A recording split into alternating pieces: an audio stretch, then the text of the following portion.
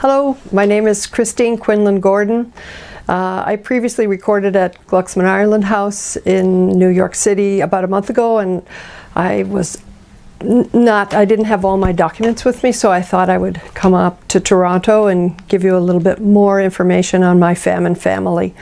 And I have a lot of documents. I've got a whole briefcase full of documents there, but I think a picture is worth 1,000 words, and I think that what I would really like to do now is show you what my Famine family looked like, because we do have a few photographs.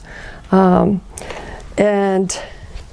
my great-great-grandparents came from County Cavan in 1846 or 47. We're not quite sure of the exact year, but they bought property in 48 in Canada. And they were from Killinaw Parish, and they were from the townlands of Corritrum and Tullynamoyle. And they came with a large group, 15 people. So it would be my great-great-great-grandfather, all of his children, and his one married daughter, Bridget McHugh, who married Tady McGuire in Ireland, and their children. And their 15-year-old daughter was my great-grandmother, Elizabeth McGuire. So I will show you a picture of Bridget and Tady.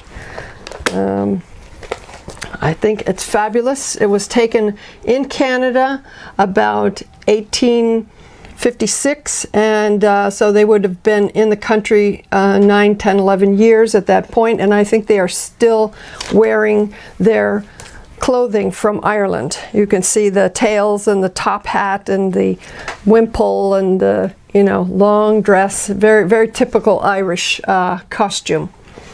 Yeah. Okay. They brought with them quite a few children, 4 or 5 at the time, and then they had a couple more when they got to Canada. And this is a picture of my great-grandmother, Elizabeth McGuire, and 2 of her sisters. They were all born in Ireland. They were all born in Ireland. And Elizabeth is this one. Mine is on the far end here. And here's, this is not quite as good a picture, but these are 2 of her brothers, Phil and Tim McGuire. So you could see they were all taken mid-1800s. Okay. And it has their names on. Now Elizabeth then, she was widowed at about 45, 46 years old in 1880 when her husband, John Quinlan from Tipperary, died and left her to raise 10 children on her own. My grandfather was the youngest of those children. He was only 2 years old when his father died in 1880. He was born in 1878. And so she wore her widow's weeds for the rest of her life. You can see her in the black now. And there's another picture of her with her daughter-in-law, Catherine Costigan. Her son, Jim Quinlan, married Catherine Costigan. That's a picture of them together. And so she lived until my father was 1 year and 1 month old. She died in 1922. And we do have a picture of her with my grandfather and grandmother and herself, and it says 4 generations on it, but I mislaid that picture. I don't have it. But what I'd like to do is read you a newspaper article from 1916 about, it's very short, but just to give you an idea of the life that the Famine immigrants had in Canada. So it says, Quinlan family reunion. Can you see that? Okay. A sumptuous Christmas dinner was enjoyed at the home of Philip E. Quinlan of Maidstone, Ontario, where all the sons and daughters and grandchildren of Mrs. Elizabeth Quinlan, in honor of whom the dinner was given, were assembled. The dinner was cooked by the old lady herself, who was well nigh unto 90 years of age. And it might well be said that the turkey was done to the Queen's taste, and the goose would do justice to any French chef. After dinner, a musical program was enjoyed. Miss Marie O'Connell played and sang a few pretty songs, among them being Mother Machree and the Irish Lullaby. Miss Elizabeth Quinlan rendered a few classical pieces and assisted in the singing, and Miss Marie Renaud of Detroit played Il Trovatore and Cavalleria Rusticano. Mrs. James McFarlane played and sang several old ballads, The Lass of Mohia and God Bless Our Home being among them. And last but not least, Charles Mooney made the hit of the day by singing and dancing the old-time piece Miss Dunn. He also sang Lying in a British Soldier's Grave, which was indeed appropriate in this war season. After the concert, Miss Marie O'Connell photographed the group. I wish we had that photograph now.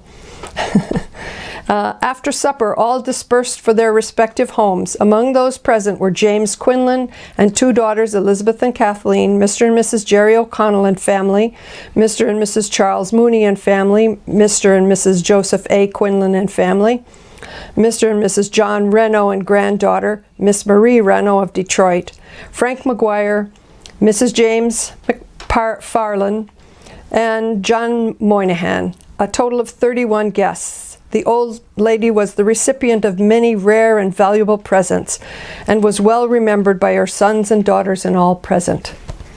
So that's the way they wrote in the newspaper in 1916. And so she died in 1922, which was a few years after that.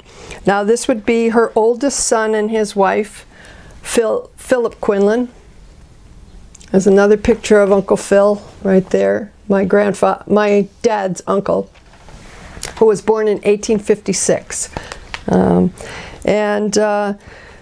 My grandfather, being the baby, he married in 1910 in Detroit and then brought his wife, who was from Detroit but of Irish descent, back to Maidstone, Ontario, Canada. So this is a picture of my grandmother. Her name was Gertrude Casey.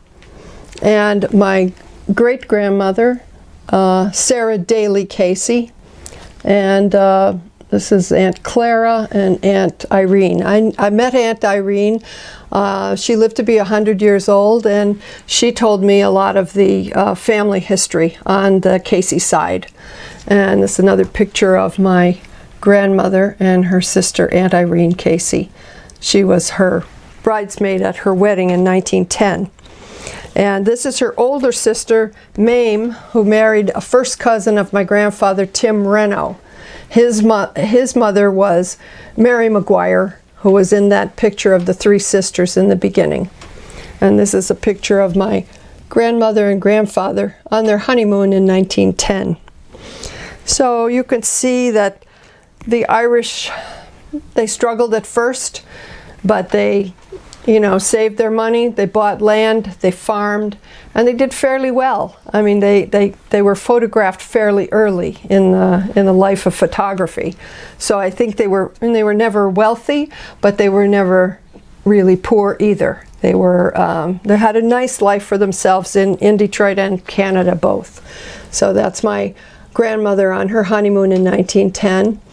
And there's another picture of her. And this is after she had two kids. This was my Uncle Eddie and my Aunt Madeline. I named my daughter after Aunt Madeline. This was taken in 1916. They started out living in Detroit and moved over to Canada. It was a very porous border. The people were constantly back and forth between Maidstone, which is outside of Windsor, Ontario, and Detroit. And there's another picture of my grandmother with the baby, another one. This is my favorite. This has my great-grandmother, Sarah Daly Casey, in the middle, and her daughter, my grandmother here, and her other daughter, Aunt Irene Casey, never married. She was a school teacher in Detroit for the public schools until she retired, and then she worked in the Catholic schools, and she lived to be 100. And this is my Aunt Madeline, my Uncle Eddie, and that's my dad, the baby there. So you got to hear from my dad earlier. There's another picture, my dad, my grandmother, my Aunt Irene, and Madeline and Edwin. So my grandmother had about 9 children that we know of. She was married for 15 years. And only 4 lived to adulthood. She died in childbirth in 1925, a couple days after my Uncle Louis was born. And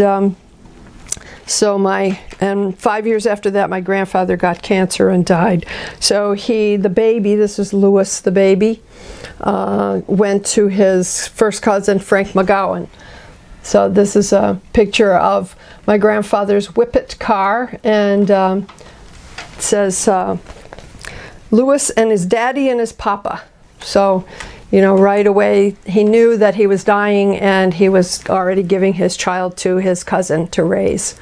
And so the other thing I wanted to talk about was this is the tombstone of my great-grandfather, John Quinlan, and it says there that he died in 1880, and he was 64 years old. So that means he was born in 1816, and he's a native of County Tipperary, Ireland. And his wife, Elizabeth McGuire Quinlan, we put this stone up because she didn't have a stone, but she was from County Cavan, and they were married in 1855 in Detroit. In 1997, we decided that we needed to commemorate the famine in Maidstone, and so it took 3 years to raise the money, and in 2000 we put up this Celtic Cross memorial to commemorate the famine. And there's a picture of it without the people in it. The people in that picture are myself and my husband. I designed the cross and was in charge of the project, basically. I thought it up. And it has a dedication. Would you like me to read the dedication? Okay. It says, "We, the descendants of Irish immigrants, in order to commemorate the 150th anniversary of the devastating famine on Gortamore in Ireland from 1845 to 1852, in which 2 million people perished and another 2 million were forced to emigrate, do hereby dedicate this Celtic cross to the memory of our ancestors on this 23rd day of July in the year 2000. We mourn the loss of so many precious lives and the loss of our homeland, our traditions, and our language. We thank God for the survival of our immediate ancestors and their safe passage to this place. We gratefully acknowledge their courage, love, and sacrifices which have enabled all of us to be here today. The following is a list of the families who founded and built St. Mary's Parish at Maidstone Cross in order to preserve for future generations the faith in God which they brought with them from Ireland. These names have been taken from the church records dated 1846 to 1910. So we wrote a prayer, and we had it translated into Irish for the back of the stone. And these are the names of the 159 founding families. Okay. And so in our own way, we've tried to keep alive the memory of our famine ancestors. And I hope you'll all come out and visit our beautiful cross in Maidstone, Ontario. It's about 15 miles outside of Windsor. And thank you for letting me tell the story of my famine ancestors.